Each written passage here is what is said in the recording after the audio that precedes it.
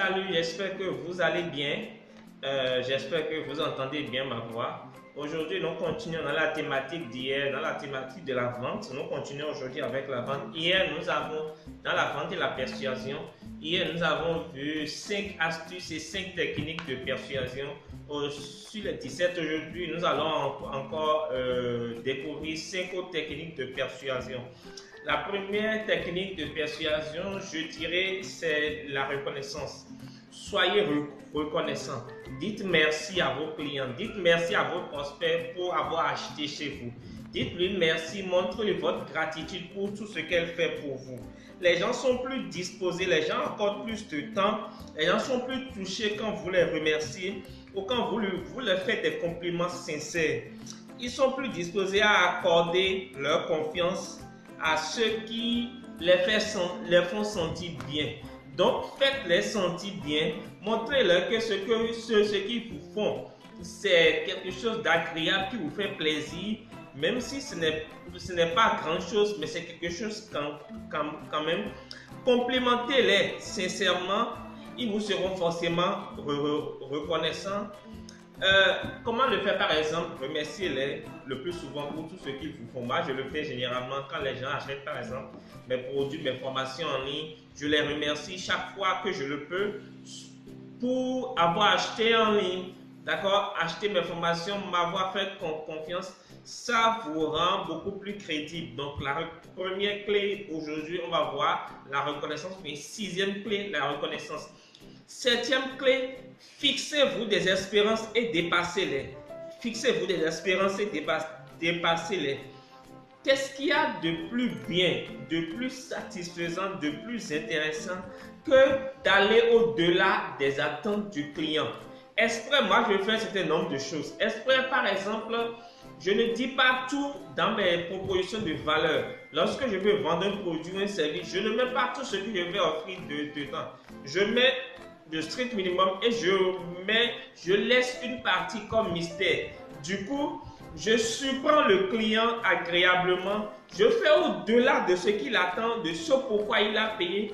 Et du coup, il est tellement intéressé, il est tellement content qu'il me remercie. Donc, offrez à vos clients, à vos lecteurs, à vos abonnés, à tous ceux qui vous suivent, ceux qui achètent vos produits, au-delà de leur attente. Offrez-leur plus qu'ils n'attendent. Huitième clé, vous devez créer de la rareté. Comment? La rareté, quand plus un produit est rare, plus c'est cher. Voilà ce qu'on a appris en économie. Les gens accordent plus de valeur lorsque la chose est rare. S'ils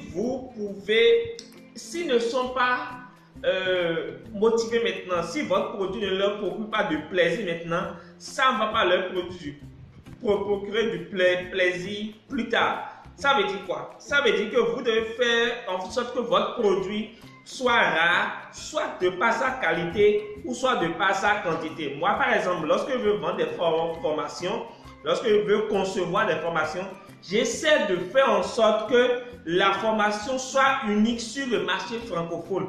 La formation soit la plus complète possible sur le marché francophone. Notamment sur le marché africain, il n'y a pas de concurrent. Je bats tout le monde à plate couture. Et c'est la formation la plus complète dans le monde francophone. Eh bien, c'est forcément rare de par sa qualité et évidemment de par sa quantité aussi, parce que quand je lance, il y a toujours une offre promotionnelle. Ce qui m'amène au 9e point, à la 9e technique, créer l'urgence. Vous devez être capable de créer un sentiment d'urgence chez les gens pour les motiver et les inciter à agir rapidement. Si par exemple, nous ne sommes pas assez motivés maintenant, on ne sera pas motivé demain. Et donc, vous devez persuader les gens dès le présent que vous lancez votre produit ou votre service. L'urgence est une arme efficace en matière de vente. Par exemple, moi, quand je lance des formations en ligne, vous allez constater, pour ceux qui me suivent, je crée toujours une offre promotionnelle sur un certain nombre de jours ou un certain nombre de semaines où ceux qui achètent le produit durant cet intervalle de temps ou durant cet intervalle d'heures, durant cet intervalle de jours, de semaines, bénéficieront d'un tarif tant et bénéficieront d'un certain nombre d'avantages. Ça me motive parce que je crée l'urgence. Déjà mon produit, je crée de la rareté et je crée de l'urgence. Donc tous ceux qui viendront après ne bénéficieront pas du même tarif que ceux qui vont acheter dans le délai que j'ai prédéfini. Donc vous devez créer l'urgence. L'urgence, les gens ont besoin d'urgence pour pouvoir acheter. Et quand ils sont motivés, ils vont tout faire pour chercher l'argent pour pouvoir acheter. Dixième technique, vous devez dire la vérité. Apprendre à dire la vérité sur vos produits. Alors, il faut bien me comprendre. Toute vérité n'est pas bonne à dire. Ce n'est pas parce que j'ai dit que vous devez dire la vérité que vous devez dire toute la vérité. Je m'explique. Lorsque par exemple, alors j'explique déjà ce que c'est que je mets dans dire la vérité. Dire la vérité, c'est quoi?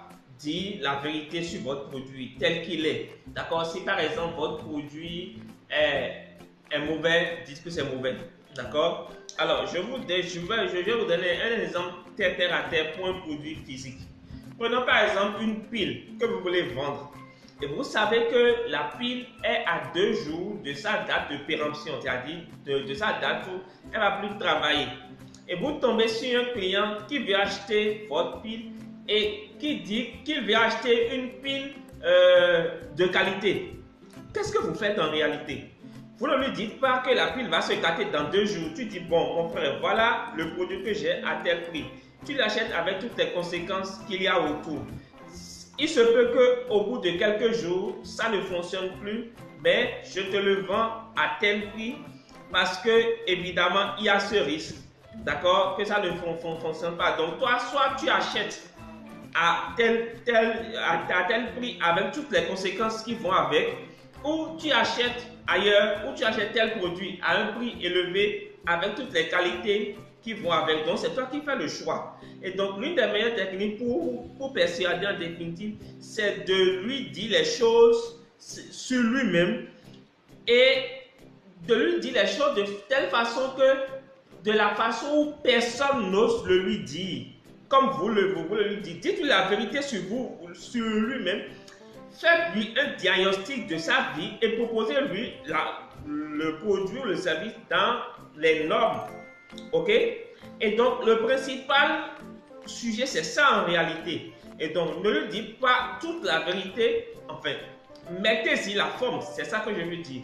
Mettez-y la forme et dites-lui de façon à rendre cette vérité, même si la vérité va jouer contre vous, rendez la vérité assez sexy, assez intéressante à écouter et transformez cette vérité en avantage en disant, bon, écoute, moi, je vais être honnête avec toi, je vais être clair avec toi, voilà le truc. Mais tu l'achètes à tel prix parce que c'est à tel montant.